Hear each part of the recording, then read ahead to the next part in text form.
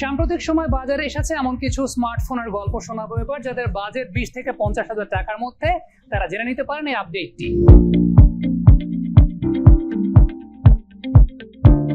বাজারে সম্প্রতি এসেছে Honor X8C।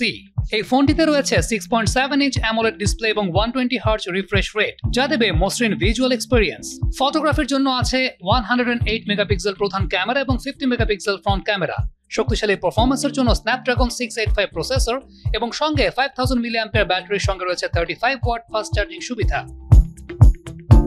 অন্যদিকে Xiaomi Redmi Note 14 ফোনটিতে রয়েছে 6.67 ইঞ্চ অ্যামোলেড ডিসপ্লে এবং 120 হার্জ রিফ্রেশ রেট। ফটোগ্রাফির জন্য 108 মেগাপিক্সেল প্রধান ক্যামেরা এবং 20 মেগাপিক্সেল ফ্রন্ট ক্যামেরা দেওয়া হয়েছে। MediaTek Helio G99 ultra processor এবং 5500 মিলিঅ্যাম্পিয়ার ব্যাটারির সঙ্গে 33 ওয়াট ফাস্ট চার্জিং এই ফোনটির অন্যতম প্রধান আকর্ষণ। বাজারে সম্প্রতি আসা Oppo A5 Pro ফোনটিতে 6.67 ইঞ্চ IPS LCD ডিসপ্লে এবং 90 হার্জ রিফ্রেশ রেট রয়েছে। ফটোগ্রাফির জন্য 50 মেগাপিক্সেল প্রধান ক্যামেরা এবং 8 মেগাপিক্সেল ফ্রন্ট ক্যামেরা দেওয়া হয়েছে। Snapdragon 6S 4G Gen 1 processor এবং সেই সঙ্গে 5800 মিলিঅ্যাম্পিয়ার ব্যাটারির সঙ্গে রয়েছে 45 ওয়াট ফাস্ট চার্জিং সুবিধা।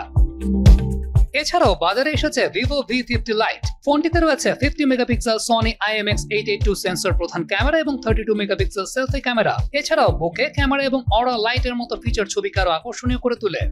ফোনটিতে স্ন্যাপড্রাগন 685 প্রসেসর ব্যবহার করা হয়েছে, যা গেম খেলা এবং মাল্টিটাস্কিং এর জন্য যথেষ্ট শক্তিশালী।